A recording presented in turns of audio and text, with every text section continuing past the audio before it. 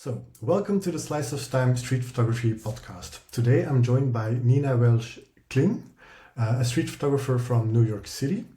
I heard about her on the YouTube channel of Samuel Streetlife, a channel that you should check out. And I was immediately attracted to her distinct style of street photography and also a strong eye for the diptychs, which I'm sure we'll talk a lot about. So, hey Nina, could you introduce yourself for a bit? Hi, thank you so much for having me on your podcast. I'm saying hi from New York City on a still not very warm spring or almost spring day. But yes, I'm excited to tell you about my diptychs or whatever you want to know. And I'm happy to jump into any questions you have or anything you want to talk about street related. Yeah. So yeah, first of all, perhaps like your book monologues, it's been duologues. It's been out since October 2022. I read.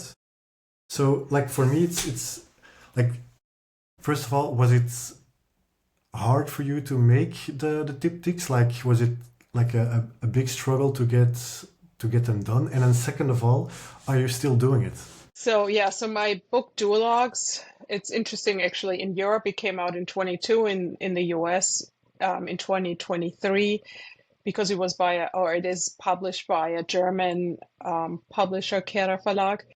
So the project actually at this point has been over 5 years or 6 years, 6 years almost, the oldest photo in the book.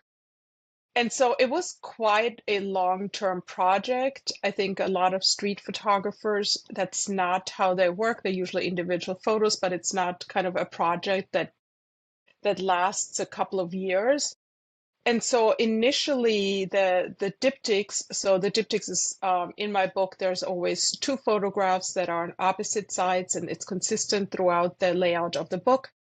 The two photographs always have a rhyming element. Now, this rhyming element can be something different in each photo, and actually is something different in I would say most of the photos.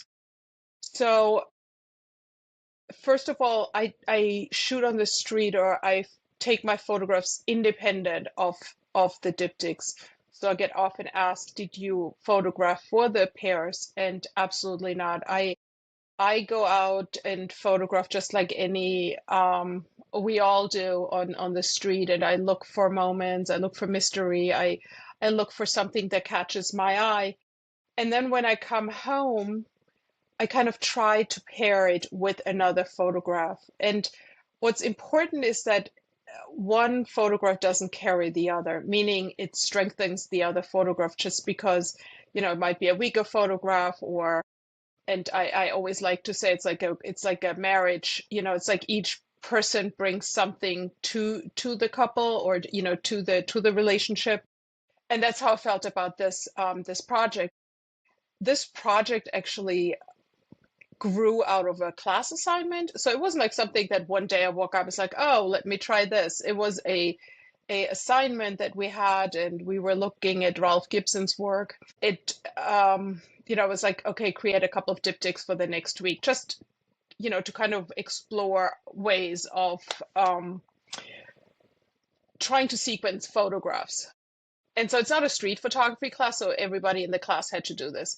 But somehow my photos really worked well in this kind of layout. And I really loved what it did to the individual photos, because the story became about something else. It was temporal, meaning there were moments from 2 years ago and a moment from last week, and somehow together they created something that offered something to the viewer that I couldn't really explain. So whatever experience you have, or whatever the viewer brings to the photograph, is different from person to person. So every story is different. Now, there's my story, of course, and I kind of finagle or try for you to see what my connection is, but that does not mean that that's what you're going to see. And that kind of makes me really happy, because it kind of takes on a life on their own. And what I think is interesting about it is that I feel that the more often you look at it, the more different things you will see. There's like this discovery that you make. And just like when I take photos and when I go home and look at photos, there's this moment of discovery often where there are things that I didn't see, and there are things that I took the photo for a reason. It might have been the light or the layout or the composition or the person. I mean, but when you come home and there's something added to that photograph that you did not see at that moment, that always makes my heart jump. For example, in the book, there is this one photo, a man is kind of holding his hands in front of his face. And I kind of positioned myself because I saw that the light was very low and I knew people would come up the subway with like kind of shielding themselves from the bright light. What I did not see at that moment was that he was holding a dollar bill. And so it's like when I got home and I saw that, it was like this extra that was added to this photograph. And so, yeah, so now I totally lost. I don't even know what you asked about the diptychs, but I will be talking. But yeah, so it was, you know what, it was a 5 year, it was a very long-term project. And I really fell in love with the diptychs. And I've in between worked on other projects, but recently I went back to creating these diptychs and creating the pairs, and I realized how hard it is to actually do them. Like I forgot that, I mean, once I was in the moment, I kind of, I was on a roll and I would really see the connections, and it was fairly, some were easier than others. But some now I'm like, well, that doesn't make sense and that's not very interesting. And I mean, it's actually harder than you think. Yeah, I can imagine. That's why I was asking. Like, was it something that you just did like for 2 years and then you were like, "Ah, happy, I'm done with it," or has it really become like a part um, of your work and who you are? And to add, now imagine like you having like an entire series of like photos who are waiting for a body. Is it or for like the second photo? Is it something like that, or is it totally? No, that's exactly Uh, what it is. It's okay. like they're kind of sitting in a collection, and they're waiting to be coupled up with a buddy. And depending on what I will shoot today, and I like, when I look at my photos and it's like, oh, what could that work with? I usually look for a shift in scale.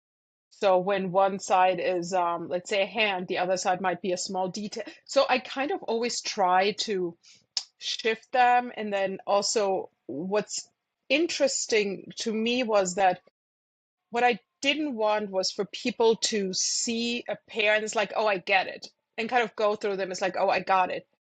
In the beginning, you feel like, okay, yeah, easy, I get the connection. And then it gets harder. So throughout the book, all of a sudden it's like, wait, I don't get it. And then you kind of like, what is she, why is there a connection? I don't see it. And I enjoy that people that is like, oh, maybe it's this or maybe it's this, because there is no one answer. That was my answer, but then, there's your answer. So there's kind of this up and down through the book. There's one pair that, and I think that most of the ones I'm talking about are on my website, for people that do not have the book. It's this gentleman whose tongue sticks out and there's a hot dog. And so, it's kind of like this comedic relief in the middle where it's kind of, oh yeah, I don't get, you kind of move through and then it's like, oh, this is so funny. So it's like this storytelling throughout the book. So when I published it, the pairs were set. The sequence wasn't 100% set, but there wasn't that much maneuvering, but the pairs were set. Like there was not one pair that was torn apart where my publisher or editor said, oh, I think you should shift this. They were like one photo. That's how connected they were. And that's how I feel like they're very connected. And did you sometimes like running up to that point of having those two shots become one photo? Did you like make several pairs, or was it just like it clicked and you never looked back, so to speak? Some are a pair and they stayed a pair from day one on. I think this first one where it's a Guggenheim and a woman saying like a very dark, like very initial, very graphic. that was one of my first pairs, and that has stayed together. But often I will go through, I don't know, sometimes 20, 30, 40 photos where I kind of scroll through them and I take screenshots and I look at them, I print them out, and then they don't feel right. And I print a lot, and you can kind of see behind me. I like to print and have the work up, and then you kind of look at it, and somehow they still have to feel right. And if I look through the book, maybe because now I haven't looked at it in a while, um, they all still feel pretty good, which makes me happy. There might be one or two where I'm like, you know, maybe I would change them now, but that always happens. But most of them still feel pretty good, and there isn't a really a recipe that you can say, you know what, this is what it has to be. It's kind of a visual game playing, and then it becomes like this emotional response. So there's, I think it's both of it. So a lot of them, there's diagonal connections. So there's a lot of formal connections that are in a lot of the pairs. There's usually a connection in terms of tonality or in terms of color use. But then within that, there are challenges, and does that go? And you can imagine, as a street photographer, we photograph so many photos. As a digital street photographer, and I shoot digital, the amount of photos that I have is tremendous. And then you kind of go through them, and everybody has their system. So then first it becomes flagged, and then, it becomes a green, and then it becomes maybe a red. And, so narrow it down, and then they go into a green dual log collection, and then I kind of go through them. But I continuously add to them. Hmm. Yeah, making it harder and harder on yourself as well, probably.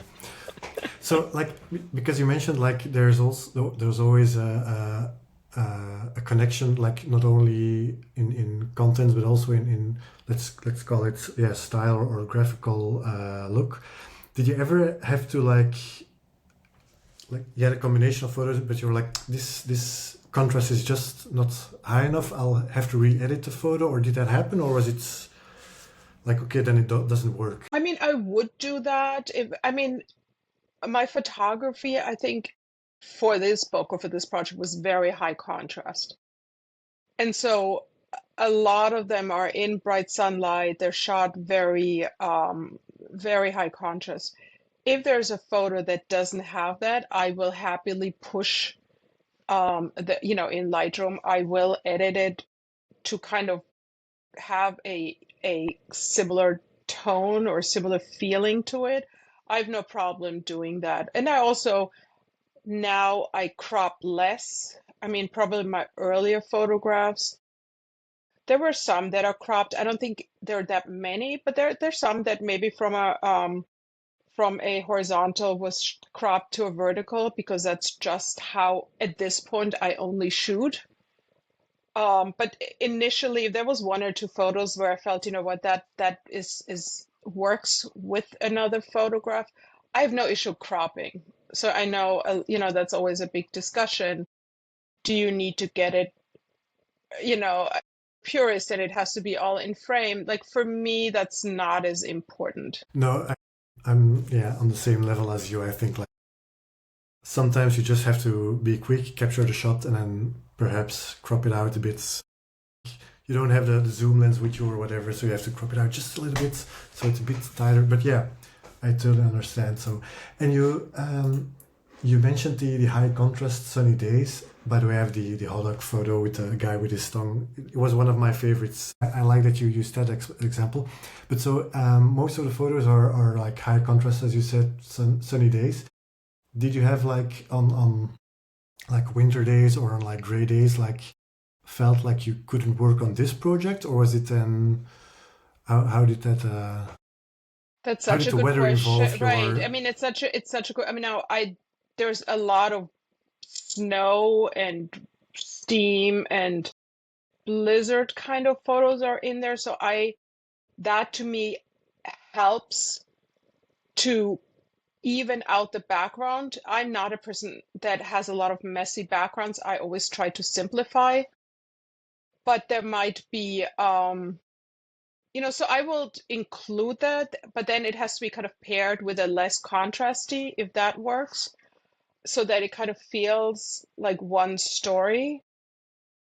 But yeah, it's a very good question. Now, I actually, if it's sunny out and high contrast, or in the winter, which is amazing because you get the long shadows, or in the summer in the evening, so then I will choose. And then I've been working on a very different project, also candid photography, I guess, on the street, but very differently. And for that project, it's called Rallentando. For that project, I can only go out when it's not high contrast, because it's this kind of very even toned, this kind of soothing layer of color that is over the photographs. And so the minute it's high contrast, I actually have a couple that are in a little more contrast and have sun coming in, but I look for shady areas. So it's very interesting when I'm like, oh, it's beautiful out. It's now sunny, and I'll take my X100V, Fuji, and I will take that. And if I say, oh, it's kind of a gray day, let me take a different camera and shoot for a different project. So it works out well, because I think we all have to think, we have a certain way of seeing the world, but how can you make every day work for you to go out and shoot? So if I want to shoot high contrast, recently I've been adding a flash. I was gonna ask because I just saw one photo of it was it's like a lady with the ash cross on her forehead. She was actually, yes, So that was that very was well using seen. flash, right? Yes, that was using flash, but using flash on the street, that is something I think you have to kind of grow the confidence into it, because there's not every day that I feel brave enough. And it's kind of funny. It's really, how you're mentally on the street and how you're in your flow. But not every day do I want that kind of reaction from people, or want to be that close. I want to be a little more back, stepping back. I want to be unseen. I want to be more gentle. And some days I don't mind. I will go out with a flash. And this is actually a funny story. I was in Germany, and in Germany, street photography, I think, is like the rest of Europe, I assume, where you need to get permission from people to photograph them. I think it changed a Yeah, little bit now because of it's the kind art, of the okay. fine I'm not art, sure. right? But people are much more aware of you shooting a photo, and they're much more like, I think, stepping back and say, why are you doing this? So this was in my hometown, very small town, not a probably very few street photographers, and it was this wine fest in the summer, and I was out with my flash. And every time, and it's a little fill flash, it's not a, like a wedding photography, it's like not a huge flash. And every time it flashed, people thought, because it felt like it was a little thunderstorm. I mean, like the summer thunderstorms with no thunder, but it's just lightning, like the summer lightning. They're like, oh my God, is it lightning? I mean, also people had a lot to drink, so that played also in my favor. So, but yeah, I mean, people like, wait, you went and you photographed with a flash? And I do, and I think, this is always an interesting discussion between male and female street photographers. People, a woman might act a little aggressively towards me, but it's not as scary, I think, as if you're male and somebody, starts threatening you, why are you taking my photograph? And I'm friendly and I'm smiley, and I really can take a situation that escalated and de-escalated fairly quickly by showing photos, by being friendly, by smiling, by explaining myself. But yeah, the Yeah, flashes. and there's you mentioned something earlier that I will try to unpack because it's really interesting. But first, I want to get back to the. So you went to your hometown in Germany, and did you, apart of course from like the privacy reflexes that we maybe have more than in the US. Um, did you feel like the uh, the scale of the city, like New York, a very big city, and then I forgot the name of your hometown, but Schweinfurt, it's Schweinfurt, but it's a I'm not sure how big it is, but it's do you 50,000 people. okay, very It's small, yeah.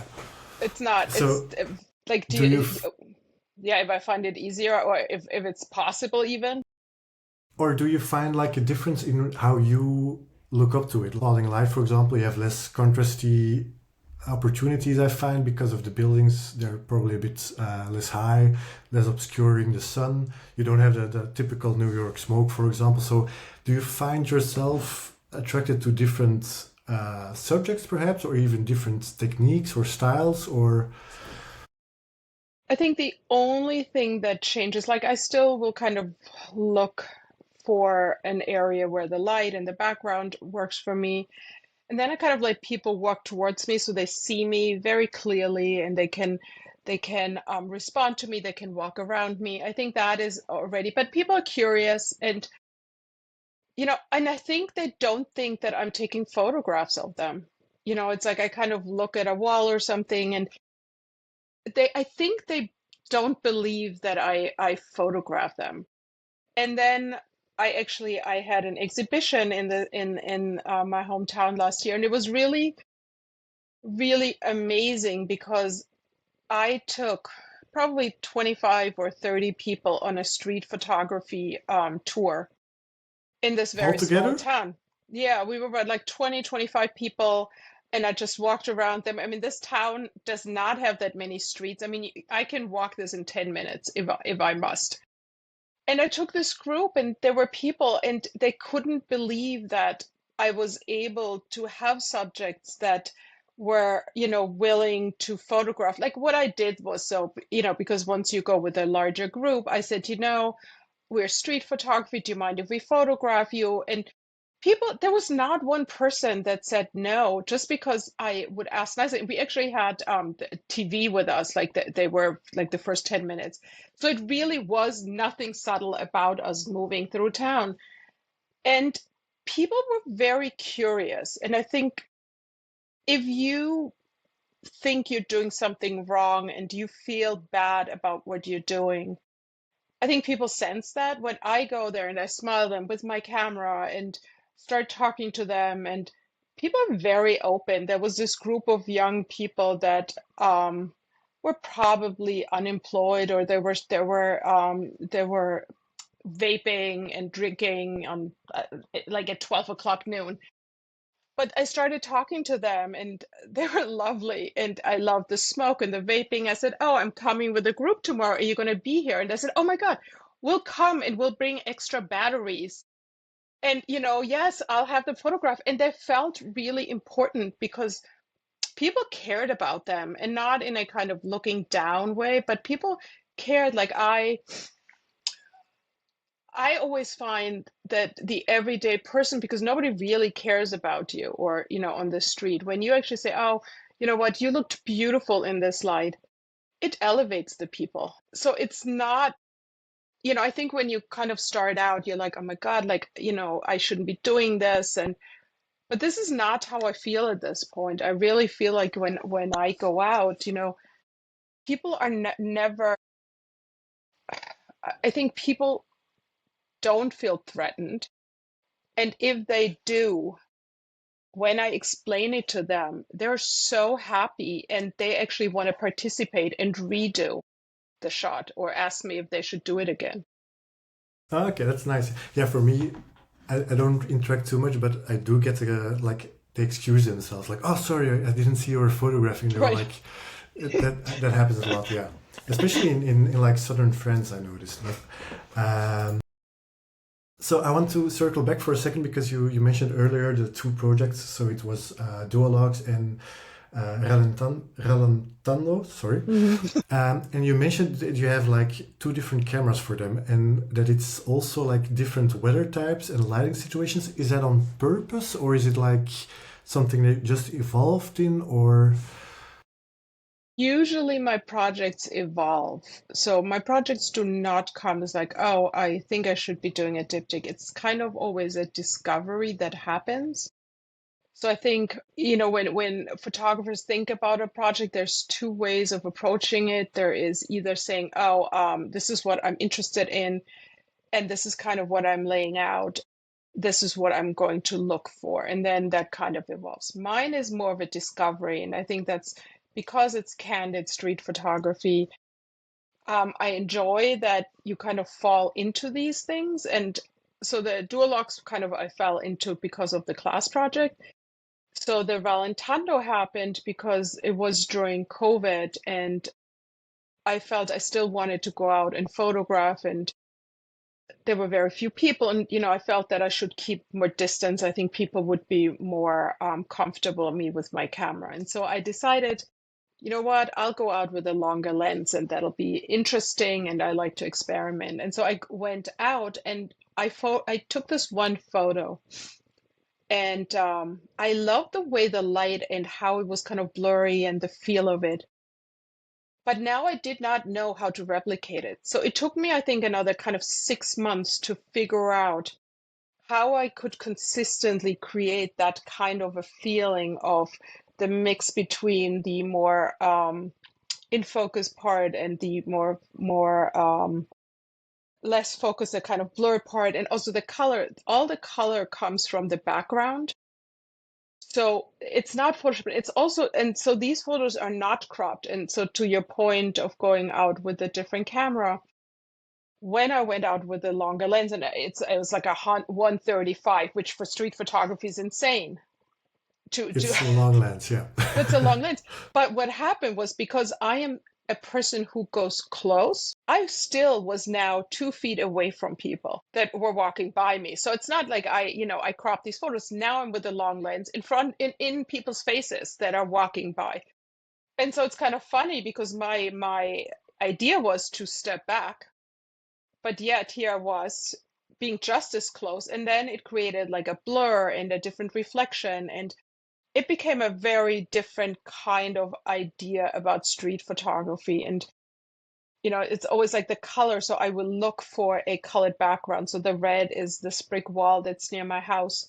There is a blue wall like a 20 blocks away from me. So my family, my friend says, oh, Nina, I saw this really monotone colored wall that might work for you. And so it is a very different kind of project, but all of the people are candid, or all the portraits are candid. Yeah, But it feels really right. intimate. Hmm. But I think because I'm So so close with with a long lens. that might explain it, but even then, because like I'm not sure if it feels like a 135. That's what I'm trying to say. Like it does feel Interesting. like a I don't know, like a 50 millimeter, and you're really that close. But of course it isn't, because also that would be, especially during COVID, probably not that easy. So yeah, that's crazy. And then you mentioned those colored walls. Is it like you have like because you have these grids of one color? Is it always at the same wall, or do you pick several walls I along the city? try to differ the wall. So the green actually is every single construction fence in New York is green. Okay, so So it's any different places, but yeah. different places. So the construction fence is always this kind of green. So depending on the light, or when then there's this woman that where you can just kind of see the ear and the beautiful red hair.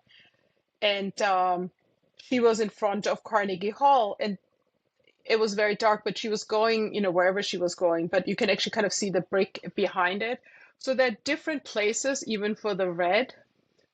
But yeah, in the large grids, they're a combination of different places. That's cool. Yeah, and then yeah, you can find those places, combine the shots. It's really nice looking. Yeah, and very intimate. So was it something you tried to convey with it specifically, or is it more like a feeling yeah, sometimes it's hard to explain, of course, why we do things.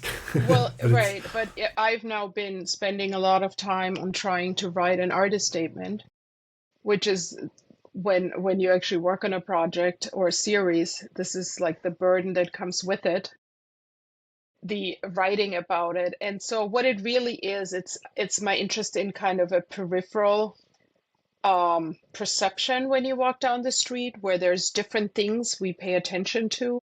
So, for example, in the yellow one with the woman with the red lipstick, this might be something you pay attention to and see.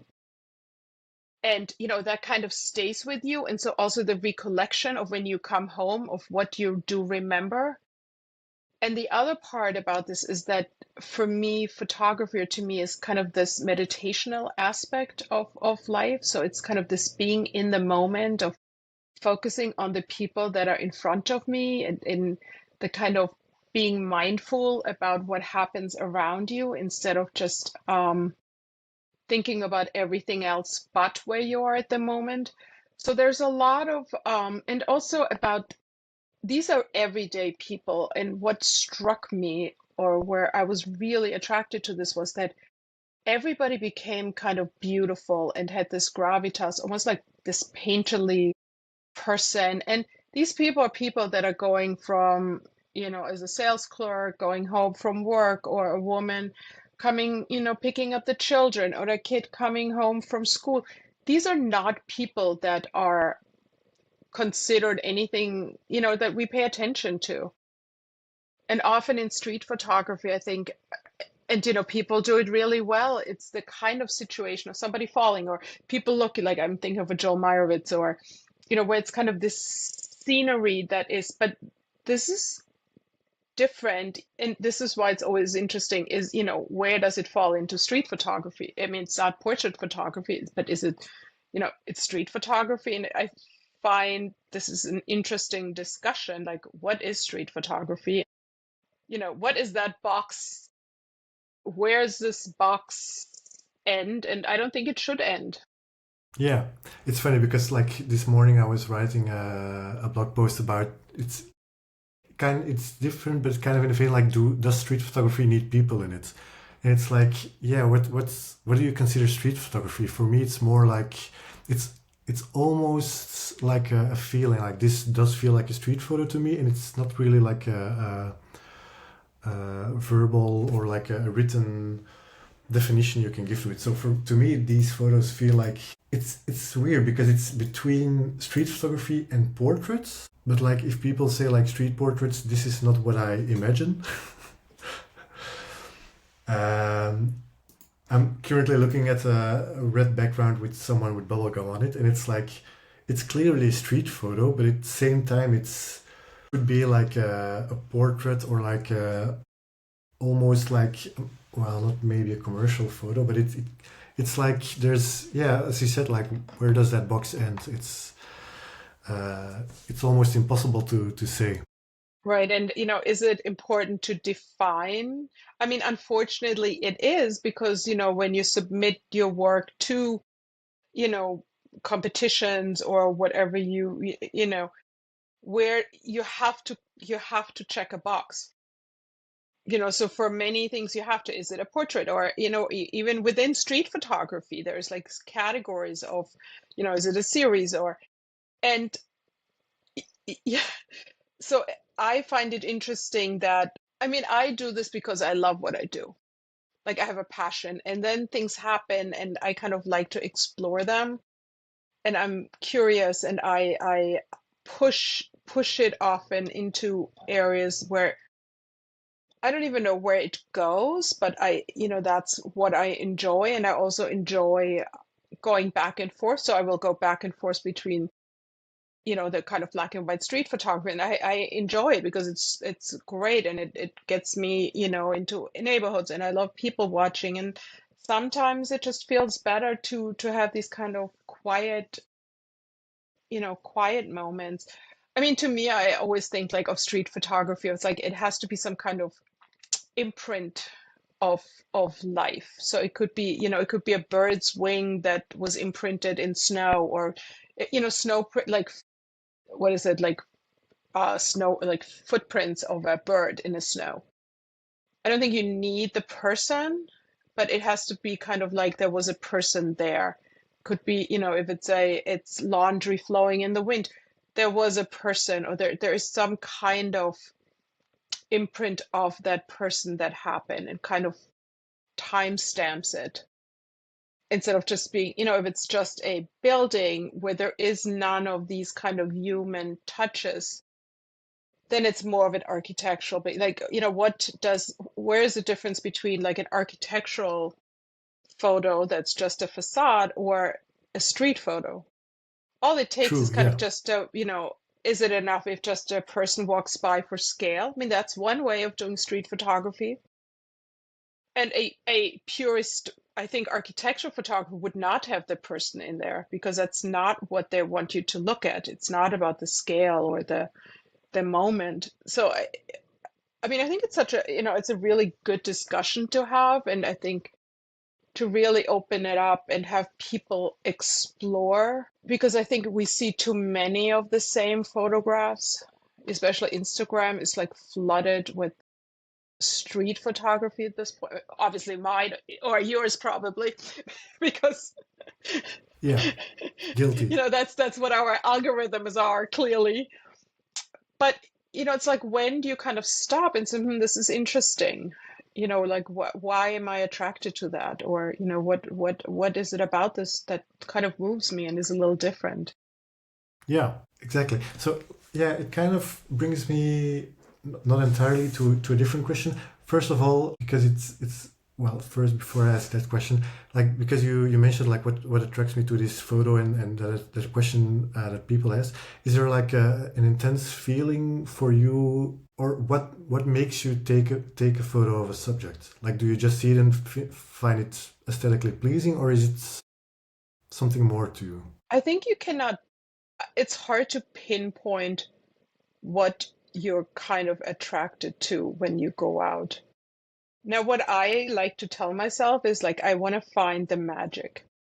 Now, that magic recipe, I can't give you, because it's something like, I like to look for things where it takes you a second to figure it out. It's not a kind of scenario of different things happening at the same time. I'm also not the street photographer that layers their photography with situations and fills the frame in with a lot of different people's or activities. That's not the way I see. And that's not what I do well. I've tried many times, and I fail miserable, because it is so hard to fill your frame in where every corner has something interesting happens. It might be two things that are interesting, but the third one, damn, what, I'd be here for another year and it might never happen. So what I look for something that I find magical. So it might be a light that, so the one with the hot dog, that was on Fifth Avenue, and it was at the end of the day. And there was just like this little beam of light. And I kind of stood there for a little bit, because you have like, what, 10, 15 minutes before the light is gone. And at that moment, this person walked by and it just illuminated the hot dog. So I just kind of got that hot dog in the light. And, then the rest of the photo kind of falls into darkness. And that's usually what I like. Like, there is something, I think it's always in my photos very clear what I'm looking at. Like, when you look through my photos, you know exactly what my eye, like what caught my eye.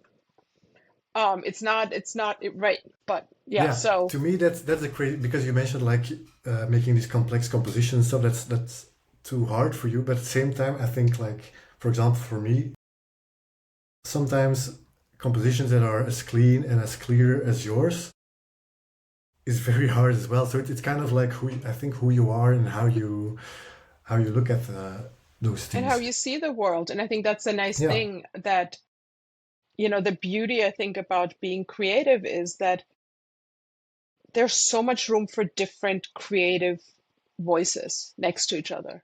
There's not, oh, there can be only 10 street photographers. No, there can be 100, because each one of them has something different to offer that makes us look at the world a little differently.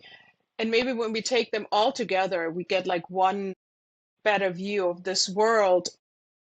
that we all kind of see. But I think that's the nice thing, and that's the beautiful thing about it, that if you and I go out shooting, we will be in the same room and see the same people, and I will say, "Oh my God, how did I not see this?"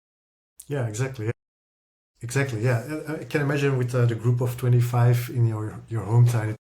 Some people will have different photos than the others, even though you were at the same time at the same spot at the same time. So that's what I find really really cool. Also, like everyone works differently. If I look at the video on your about page, it's like a short 1 minute or 2 minute video of you taking shots. You move fast, like, and like this week I talked to a guy who was like who could sit like for an hour at one place just waiting for the right person to pass by, which I don't see you doing. I think maybe with the Ralentado project, or is that because it seems like you're a fast, like I let's mean, go for my it. friends call me Nina Ninja because I am a very fast shooter, and I think that is definitely something where, when I'm really close to people, that serves me really well, because honestly, it's so fast that people don't even know I took that photo.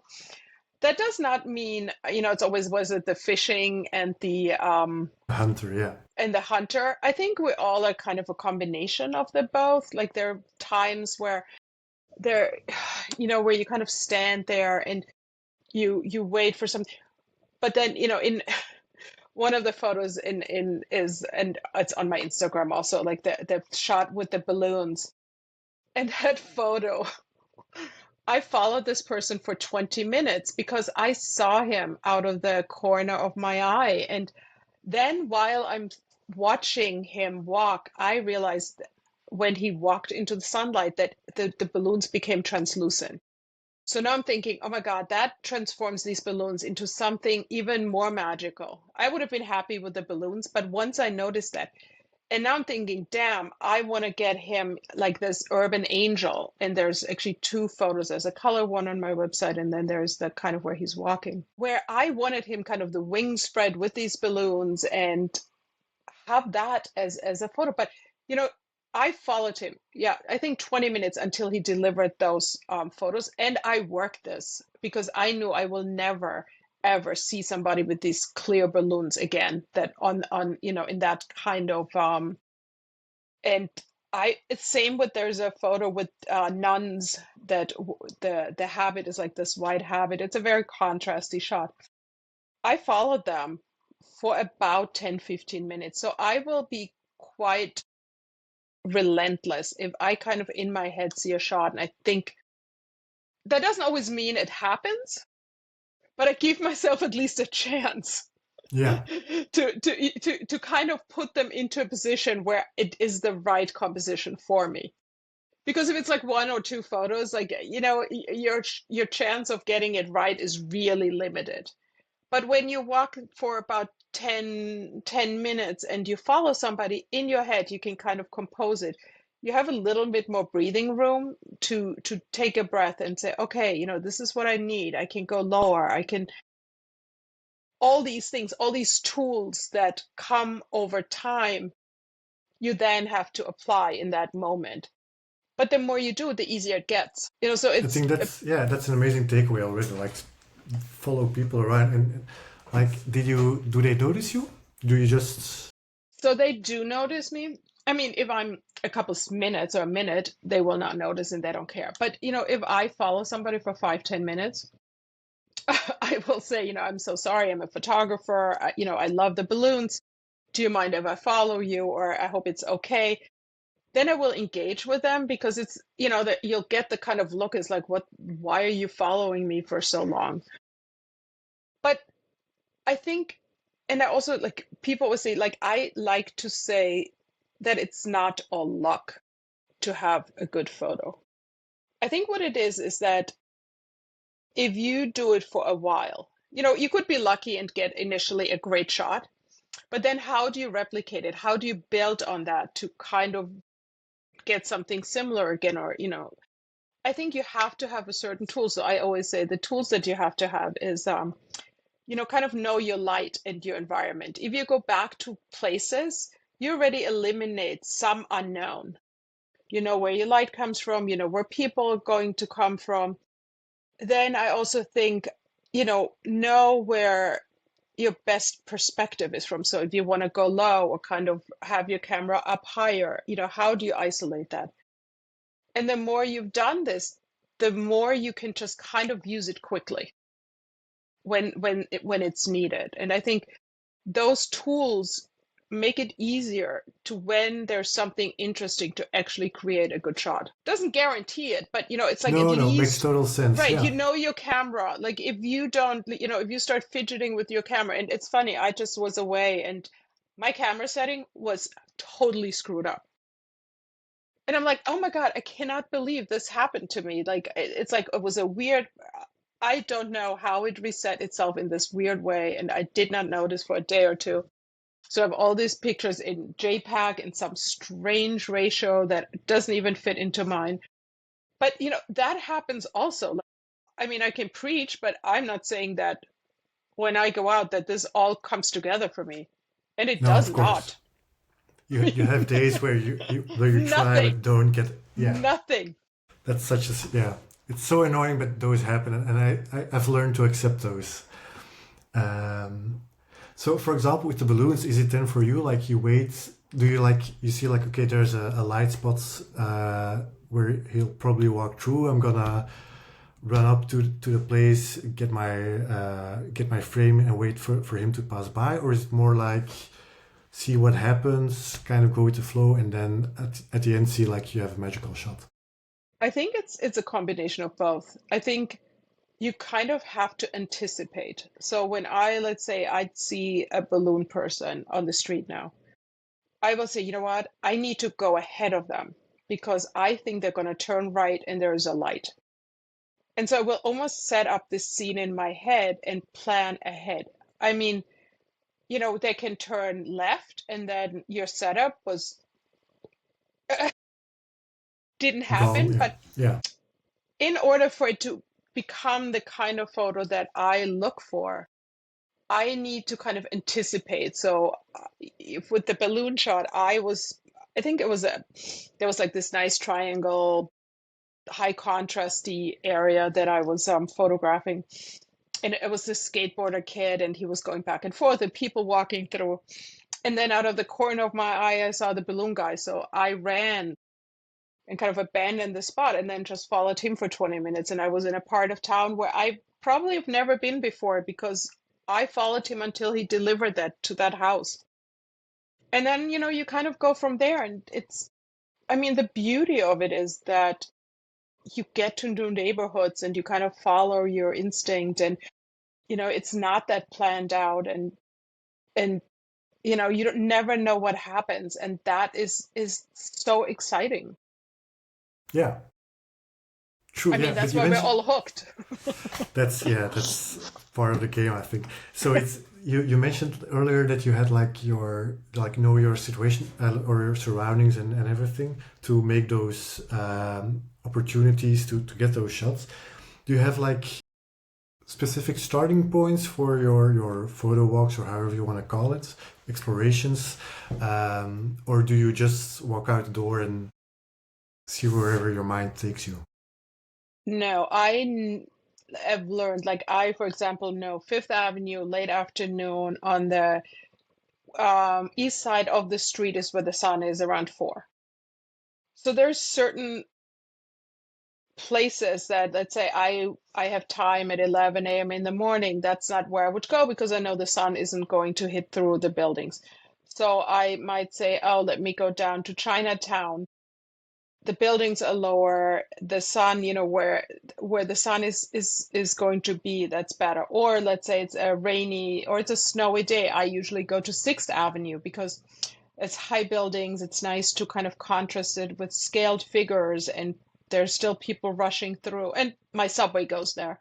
So Sometimes it's practical, yeah, but that's right. I I mean, think it's like, my spots to photograph are usually along the subway. That is convenient for me. So, of course. it's not always such a really like, oh yeah, I was looking, and you know what? No. my subway queue line that's outside an hour, 10 minutes, 5 minutes from me. That works for me. So I will go anywhere along. I mean, it stops on 42nd Street, which isn't always my first choice. But, sometimes there is, for example, there's Fleet Week. So Fleet Week is when all the sailors, all these boats stop and they're all in their sailor uniform. Now, I have a love for uniforms, any kind, but when it's Fleet Week, it's all these white uniforms. So they kind of really stand out in the kind of dark background and in the sun and where it is. So I will go to 42nd Street because that's where they are. Or, walk to and then I kind of will wander off and go to side streets because but I do plan ahead of where I want to be. It's not totally, oh, No, yeah, makes sense. there's a plan that might not work out and then I go somewhere else, but there is a plan. Like when we had the solar eclipse, my plan was to go to this open space because that's where the sun and there'll be a lot of viewers, with the glasses. So Yeah, you do, I think you have to, I think it's easier when you plan a little bit ahead of time. I think so as well, but I'm sure not everyone agrees. But like for the eclipse thing, because I wasn't aware that it happened, but for example, because that's like I think once in a lifetime event, or at least not something you can really train for. Did that pan out for you? Did you like have certain like did you research in advance, or were you just like, yeah, people are gonna be there, I'll just see what happens, or I mean, I remember I look a lot at photographers and I look at a lot of photo books and, from the 20s, 30s, 50s. I mean, New York, you have a very large documentation of street photographies, whether it's Helen Levitt or Robert Frank, or I mean, whoever it is, people have shot in New York. So there are photos of the eclipse that I had seen. So I had this kind of image in my mind, but then the problem with that is like those photos have been done and they've been done better than I will ever be able to do that. So I have to kind of put my stamp somehow, modernize it and put my own stamp on it. And unless you go and try it, you don't even have a chance. But, so there was maybe one or two photos. And it's interesting because I showed these photos. I mean, I'm still in class and I have a mentor who I show my photos to. And he's like, why are you even taking those photos? Like, those are not your photos. Those are the images that you think you should be taking because other people have taken them and you like them. But that's not how you usually photograph. Will I still photograph them? Yes. Will they end up in my next book if there will be another book? No. But sometimes we have to kind of take them to get out of our system. But there were one or two photos that were more the way I photograph. And it's fun because it's like you do have this imagery, and I think we all have this imagery in our heads. Now, what I do have, which I don't know if most street photographers do that, but I have this kind of checklist of imagery in my head. And I think especially because there's so many New York street photography, historic street photographers, where there's things that struck me. So there is a Mark Cohen photo. He's one of my favorite photographers, and it's this photograph of a kid with a bubble gum, and he shoots with flash. And it's just this big pink bubble gum. And for years, I've been wanting to do a bubble gum. Now I have one in Valentando, a bubble gum, but I've always been wanting to do a bubble gum photograph. So there's like this checklist, like I was obsessed with nuns. And so I'm kind of done with the nuns now because I have one nun shot. But again, there's a lot of historic shots on the street that has nuns in it, and I guess it's the uniform and the way they walk and the flow, and so there's certain topics that I kind of check off that I want to have, and I think like the eclipse was one of them. I didn't get a okay. great one, but No, but you've done it. Yeah. No, but it's to me that the checklist thing it's now that you mention it, I might have it as well, but it's crazy that you have it so consciously. and that you know what's on the list, and that you know specifically when you can cross it off. So I think that's very cool. What's on Is it your like, checklist? well, I'm not sure, but I've like, now that you mentioned it, I have like moments that I have like thought like, okay, I've got this shot now. I'm happy with this subject, and I'm done with Right, it. you're moving on. Yeah, I don't have any. It's more like a retroactive thing for me, I Right. think, at the moment. But yeah, that's crazy. And is it for you? Is it like inspired by the books, or is it more like subjects you know, like you hear about nuns, or like about the eclipse, you're like, put it on a checklist? Good question. I think it's imagery that really struck with me when I look through books. Like there's certain Helen Levitt, there's like this one photograph that's always in my mind where these, I think three people are kind of squeezed into a phone booth. And it's like the color and the layout. And it's just what there's another one where there's kids on the street with, I think, bubbles. And so there's this kind of imagery that really impressed, like it's really ingrained into my, almost in my memory, because I really enjoyed them so much. Or like the Robert Frank one where it's the tuba. Of course, I would never do the tuba again, or the one, you know, in the cinema when it's the cutout with I think it was like whatever these photos are that are so iconic. And then I'm like, okay, this is something that I should be looking for, but then you have to make it your own. And I think this is kind of the fun and the challenge, because you can't copy that. That has been done, and it's been done perfectly. True. Yeah.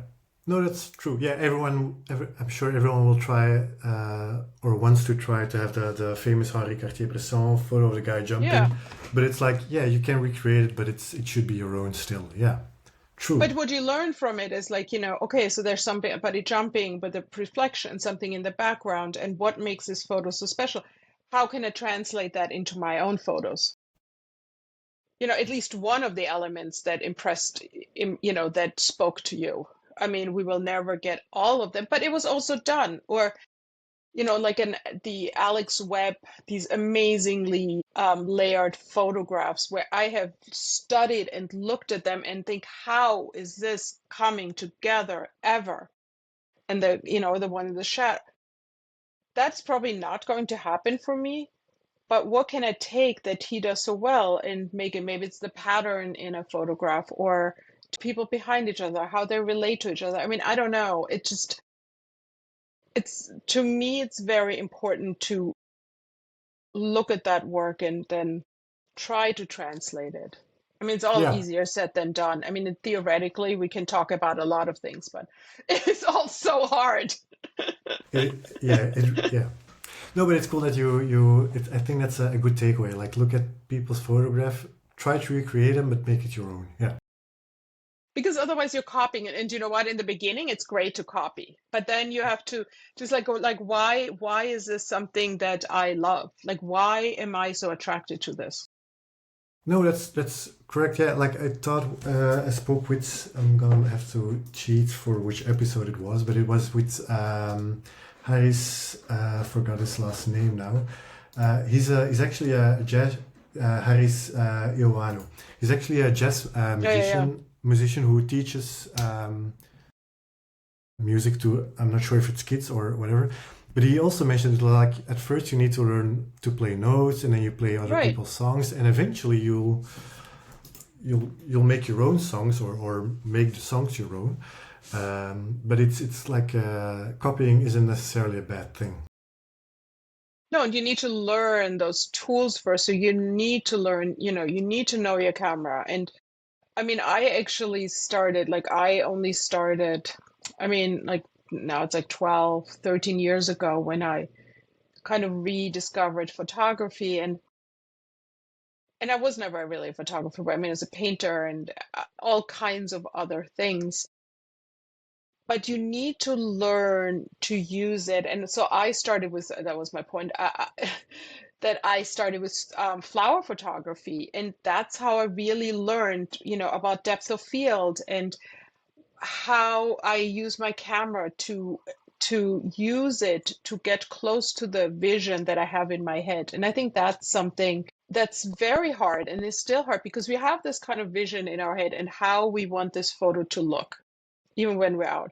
But how do we translate it with the tool that we have? Like the choices are, are you going to have a narrow depth of field? Is everything going to be in focus? Or you need to kind of learn to manipulate your tool to get what you want.